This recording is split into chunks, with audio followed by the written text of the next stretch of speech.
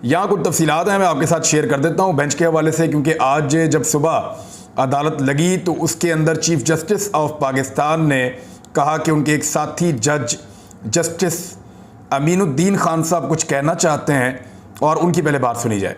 Justice Aminuddin Khan साहब ने case की समाअत से माजरत कर ली और कहा कि गुज़िश्ता रोज़ के फैसले के बाद अगर मौजूदा बेंच केस की कार्रवाई चलाना चाहता है तो मैं केस को सुनने से माजरत करता हूं। बेंच टूटने के बाद जज कमरा अदालत से उठकर चले गए।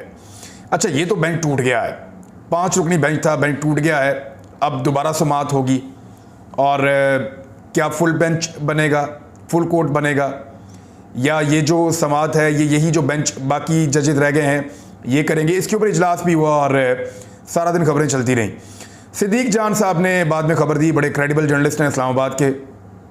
उन्होंने कहा कि अब 4 रुकनी बेंच समाअत करेगा और ये समाअत दोबारा होगी जुमे वाले दिन, और जो बाकी 4 रुकनी बेंच है वो इस केस की समाअत करेगा। यानी जस्टिस मुनीब अख्तर साहब हैं, चीफ जस्टिस साहब खुद हैं, जस्टिस एजाजुल हसन साहब हैं और जस्टिस बंदोखेल साहब हैं।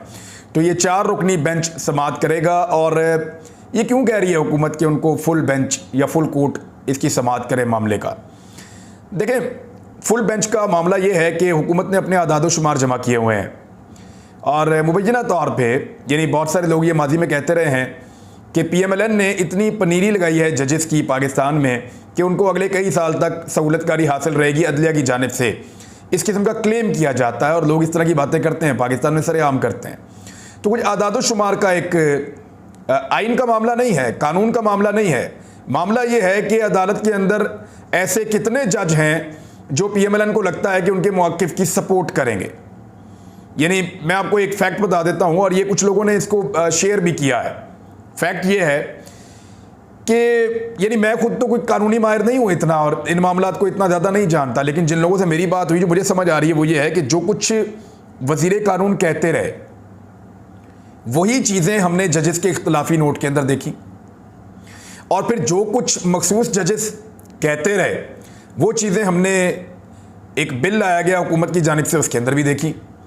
अब वो बिल क्या है उसके ऊपर मैं अभी आगे चलकर बात करता हूँ, लेकिन सिचुएशन ये है कि दोबारा से इलेक्शन अल्तफ़ा का केस समाअत के लिए मुकर्रर हो गया है। जस्टिस अमीन बेंच का हिस्सा नहीं होंगे, सुप्रीम कोर्ट के अंदर से ये खबर आ चुकी है, लिहाजा ये बेंच टूट कर दोबारा तश्कील पा गया है और जस्टिस अमीनुद्दीन के बाद अब बाकी 4 जजेस इस केस को सुनेंगे।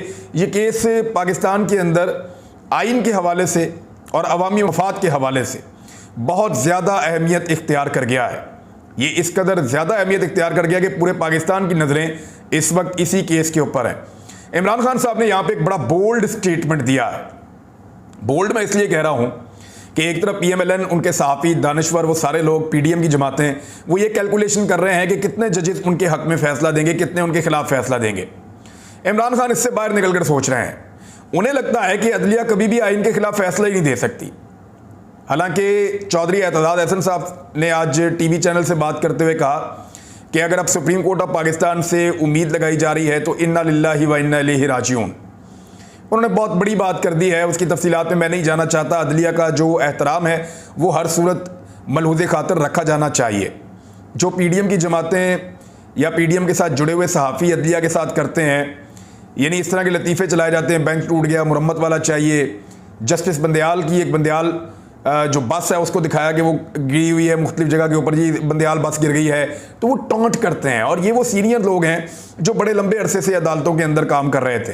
तो अब इनके पोल खुल रहे हैं, इनकी औकात नज़र आ रही है, पता चल रहा है कि इनका सहाफ़त से कोई ताल्लुक़ नहीं है। ये सियासी जमातों के ग़ुलाम हैं। ये जजेस को ऊपर भी ले जा सकते हैं अपनी खबरों के अंदर ये कहते हुए कि वो आइन और कानून की सरबुलंदी हो रही है, और नीचे भी गिरा सकते हैं। मिसाल के तौर पर सो मोटो जब हुआ था उस वक्त तो बहुत अच्छा था जब इमरान खान की हुकूमत को ख़त्म किया गया था, लेकिन अब सो मोटो बहुत बुरा है इसलिए कि इलेक्शन में जाना पड़ रहा है। ये सो मोटो शहबाज शरीफ की हुकूमत को तो ख़त्म नहीं कर रहा, ये सो मोटो तो पाकिस्तान को इलेक्शन के अंदर लेकर जा रहा है। लेकिन आप गौर कीजिए, मैं आपके सामने एक फैक्ट रखता हूं, वो ये है कि 1997 में 1997 में ये नवाज शरीफ साहब की साजिश थी, उस वक्त भी यही इसी तरह का काम हुआ था।